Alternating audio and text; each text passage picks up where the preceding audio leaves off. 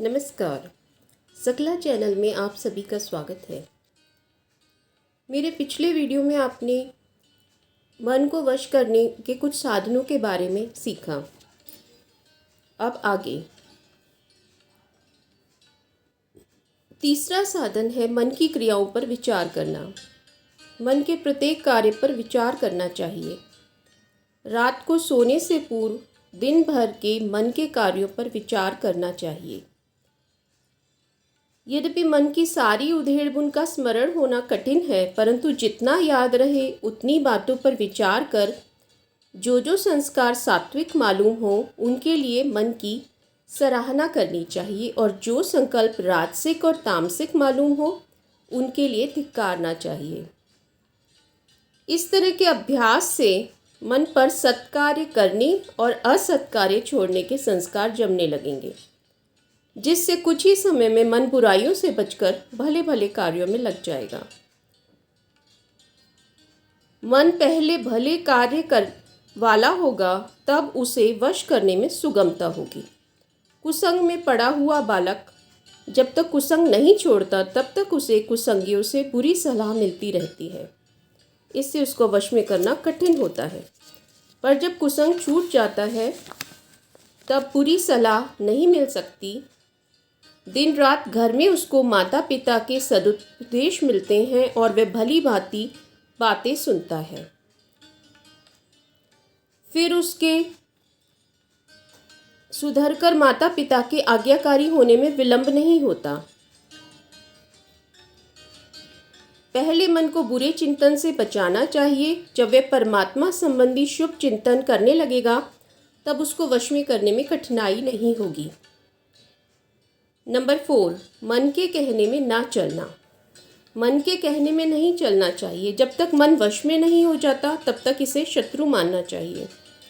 जैसे शत्रु के प्रत्येक कार्य पर निगरानी रखनी पड़ती है, वैसे इसके भी प्रत्येक कार्य को सावधानी से देखना चाहिए। जहाँ कहीं यह उल्टा सीधा करने लगे वहीं इसे धिक्कारना और पछाड़ना चाहिए। मन की खातिर भूलकर भी नहीं करनी चाहिए। यद्यपि यह बलवान है, कई बार इससे हारना होगा, पर साहस नहीं छोड़ना चाहिए। जो हिम्मत नहीं आता वह एक दिन मन को अवश्य जीत लेता है। इससे लड़ने में बड़ी विचित्रता है। यदि दृढ़ता से लड़ा जाए तो लड़ने वाले का बल दिनों दिन बढ़ता है और इसका क्रमशः घटने लगता है और लड़ने वाला एक न एक दिन इस पर विजय अवश्य प्राप्त कर लेता है। इसकी हाँ में हाँ ना मिलाकर प्रत्येक कार्य में खूब सावधानी बरतना चाहिए। यह मन बड़ा चतुर है। कभी डरावेगा, कभी फुसलावेगा, कभी लालच देगा, बड़े अनोखे रंग दिखलावेगा, परंतु कभी इसके धोखे में नहीं आना चाहिए और भूल कर भी इसका विश्वास नहीं करना चाहिए। इस प्रकार करने से इसकी हिम्मत टूट जाती है और लड़ने और धोखा देने की आदत छूट जाएगी। अंत में ये आज्ञा देने वाला ना रहकर सीधा साधा आज्ञा पालन करने वाला विश्वासी सेवक बन जाएगा। मन लोभी, मन लालची, मन चंचल, मन चोर, मन के मत मत चलिए, पलक पलक मन और। नंबर 4, मन को सत्कार्य में संलग्न रखना। मन कभी निकम्मा नहीं रह सकता। कुछ न कुछ काम इसको मिलना चाहिए, अतएव इसे निरंतर काम में लगाए रखना चाहिए। निकम्मा रहने से इसे बुरी बातें सूझा करती हैं, अतएव जब तक नींद न आवे तब तक चुने हुए सुंदर मांगलिक कार्यों में इसे लगाए रखना चाहिए और जागृत समय के सत्कार्यों के चित्र ही स्वप्न में भी दिखाई देंगे। नंबर 6, मन को परमात्मा में लगाना। श्री भगवान ने कहा है, यह चंचल और अस्थिर मन जहाँ जहाँ दौड़कर जाए वहाँ वहाँ से हटाकर बारंबार इसे परमात्मा में लगाना चाहिए। मन को वश में करने का उपाय प्रारंभ में तो पहले इतना जोर दिखलाता है कि अपनी चंचलता और शक्तिमता से ऐसी पछाड़ लगाता है कि नया साधक घबरा उठता है और उसके हृदय में निराशा छा जाती है। परंतु ऐसी अवस्था में धैर्य रखना चाहिए। आज ना हुआ तो क्या, कभी ना कभी वश में होगा। इसीलिए भगवान ने कहा है, धीरे धीरे अभ्यास करता हुआ उपरामता को प्राप्त हो, धैर्य युक्त बुद्धि से मन को परमात्मा में स्थिर करके किसी भी विचार को अपने मन में न आने देना। बड़ा धैर्य चाहिए। झाड़ू से घर साफ कर लेने पर भी जैसे धूल जमी हुई दिख पड़ती है, उसी प्रकार मन को संस्कारों से रहित करते समय यदि मन और भी अस्थिर दिखाई दे तो इसमें आश्चर्य की कोई बात नहीं है, पर इससे डरकर झाड़ू लगाना बंद कर देना नहीं चाहिए।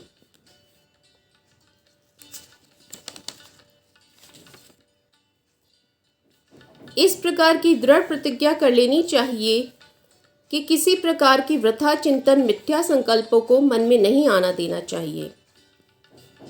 साधक तो समझता है मैं ध्यान कर रहा हूँ, पर मन देवता संकल्प विकल्पों की पूजा में लग जाते हैं। जब साधक मन की ओर देखता है तो उसे आश्चर्य होता है कि ये क्या हुआ, इतने नए संकल्प जिनकी भावना भी नहीं की थी कहाँ से आ गए। साधक जब मन को निर्विषय करना चाहता है तो संसार के नित्य अभ्यस्त विषयों से मन को फुर्सत मिल जाती है। उधर परमात्मा में लगने का इस समय तक पूरा अभ्यास नहीं होता, इसलिए फुर्सत आते हुए पुराने दृश्यों को जो संस्कार रूप से उस पर अंकित हो रहे हैं, सिनेमा की फिल्म की भांति क्षण क्षण में एक एक के बाद उलटने लगता है। इसी से उस समय ऐसे संकल्प मन में उठते हुए मालूम होते हैं जो संसार का काम करते समय याद भी नहीं आते। मन की ऐसी प्रबलता देखकर साधक स्तंभित सा रह जाता है, पर कोई चिंता नहीं। जब अभ्यास का बल बढ़ेगा तब वह संसार से फुर्सत मिलते ही तुरंत परमात्मा में लग जाएगा। मन सुख चाहता है, जब तक इसे सुख नहीं मिलता विषयों में सुख दिखता है। जब तक यह विषयों में रमता तब तक यह विषयों में रमता है। जब अभ्यास से विषयों में दुख और परमात्मा में सुख प्रतीत होने लगेगा तब यह स्वयं ही विषयों को छोड़कर परमात्मा की ओर दौड़ेगा। परंतु जब तक ऐसा ना हो निरंतर अभ्यास करते रहना चाहिए। इसे पक्के चोर की भांति भागने का बड़ा अभ्यास है, इसलिए जो ही यह भागे त्यों ही इसे पकड़ना चाहिए। नंबर 7, एक तत्व का अभ्यास करना। चित्त का विक्षेप दूर करने के लिए 5 तत्वों में से किसी एक तत्व का अभ्यास करना चाहिए। एक तत्व का अभ्यास का अर्थ ऐसा है किसी भी एक वस्तु या मूर्ति विशेष की तरफ एक दृष्टि से देखते रहना, और जब तक आँखों की पलक न पड़े या आँखों में से जल न आ जाए तब तक उसे एक ही चिन्ह की तरफ देखते रहना चाहिए। चिन्ह धीरे धीरे छोटा करता रहना चाहिए और अंत में उस चिन्ह को बिल्कुल ही हटा देना चाहिए। अवलोकन ना करने पर भी दृष्टि स्थिर रहे। ऐसा होने पर चित्त विक्षेप नहीं रहता। इस प्रकार प्रतिदिन आध घंटे का अभ्यास किया जाए तो मन के स्थिर होने में अच्छी सफलता मिल सकती है। इस प्रकार दोनों भ्रुवों के बीच दृष्टि जमाकर जब तक आंखों में जल ना आ जाए तब तक देखते रहने का अभ्यास किया जाता है। इससे भी मन निश्चल होता है। इसी को त्राटक कहते हैं। कहने की आवश्यकता नहीं कि इस प्रकार के अभ्यास से नियमित रूप से जो जितना अधिक समय दे सकेगा उसे उतना ही अधिक लाभ होगा।